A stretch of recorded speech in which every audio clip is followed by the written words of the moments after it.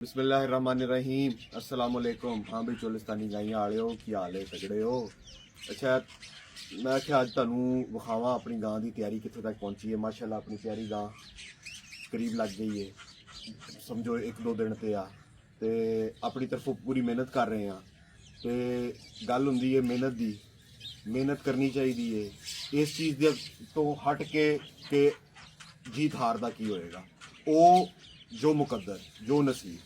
इसलिए इस चीज़ च ना पाओ कि यार कोई इज्जत बिस्ती का मुकाम है। यार मेरी गान ना दे दुध मुझे दे 5 किलो 10 ले गए।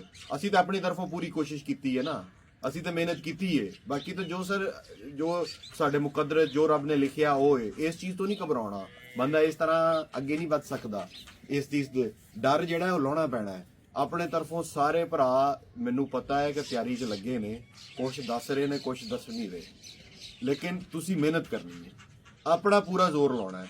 तो इस चीज़ तो नहीं रखना कि इज्जत बिस्ती की है। कोई मुकाबले च आना ही इज्जत है। सिर्फ ये नहीं कि जितना ही इज्जत का मुकाम है। जितना तो देखो जी अगर 50-100 गाइयां आ जान तो उन्होंने जितना तो एक दो ने तीन ने तो बाकी फिर कितने जान। तो साड़ी भावें जो मर्जी दे कोई नहीं, असी अपनी तरफों जोर पूरा लाना। असी इस मेले नूं च अपना हिस्सा जरूर पाना है। इसलिए तमाम भाई जोड़े ने अपना हिस्सा पाओ इस मेले।